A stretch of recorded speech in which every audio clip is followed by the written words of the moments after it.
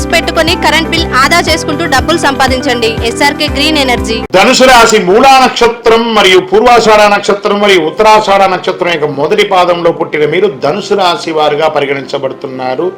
ఈ విశ్వావసునామ సంవత్సరం మీకు ఎలా జరగబోతుందంటే, ఫస్ట్ మీకు అర్ధాష్టమ శని ప్రారంభమవుతుంది. వృశ్చిక నుంచి మీకు ట్రాన్స్ఫర్ అవుతుంది. కాస్త నోరు అదుపులో పెట్టుకోవాలి.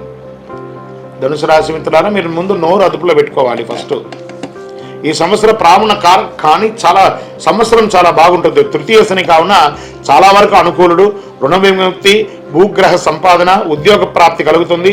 స్వబుద్ధితో యత్నించి కార్యక్రమాలను సత్పవి బాగుంటారు. అన్నదమ్ముల యొక్క వర్గంలో గల పేచీలు పరిష్కరించబడుతుంది.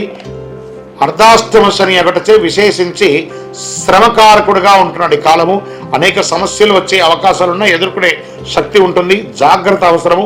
కలత్రపీడ, ఆస్తి ఇబ్బందులు, శారీరక మానసిక శ్రమ, స్వస్థన అని వాత బాధలు కలిగే అవకాశాలు ఉన్నాయి. ఆరోగ్యం పట్ల జాగ్రత్త. ఏదైనా గాయం తగిలే అవకాశాలు మీ శరీరంలో ఎక్కువ శాతం ఉంది కాబట్టి జాగ్రత్త. భార్యాభర్తల మధ్య విభేదాలు మిశ్రమంగా ఉంటుంది. కాస్త జాగ్రత్తగా మాట్లాడుకోవాలి. చైత్ర వైశాఖం నందు షష్టమ గురు, కార్తీక మార్గశిరం నందు అష్టమ గురు అగుటచే శత్రు జ్ఞాతి బాధలు, చోర రోగ బాధములు అధికమయ్యే అవకాశాలు కనబడుతున్నాయి.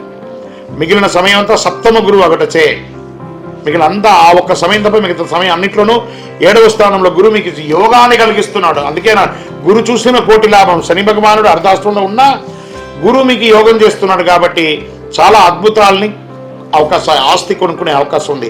రియల్ ఎస్టేట్ రంగం వారికి చాలా బాగుంది. స్పెక్యులేషన్, షేర్ మార్కెట్ వారికి ఇది చాలా బాగుందండి. ఏదో కేసు, ఎప్పటి నుంచో కోర్టు కేసు ఉన్నాయి చూసారా, అవన్నీ తొలగిపోయే అవకాశాలు ఉన్నాయి. తృతీయ రాహువు భాగ్యకేతు అగటచే తలచిన కార్యాలు నెరవేరుతుంది. మర్యాద హాని ఉన్న చోట మర్యాదలు వచ్చే అవకాశాలు బాగున్నాయి.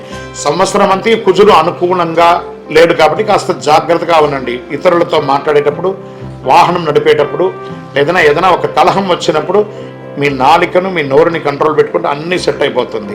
ఇంకా నక్షత్ర ప్రకారంగా తీసుకుంటే మూలా నక్షత్రం వారికి సంవత్సర ఆరంభం నుండి వైశాఖ పూర్వార్థం వరకు, తిరిగి భాద్రపద బహుళం నుండి మాఘపూర్వం వరకు నైదన తారయందు శని, సంవత్సరారంభం నుండి కార్తీక బహుళం వరకు నైదన తారయందు రాహు సంచరిస్తున్నారు.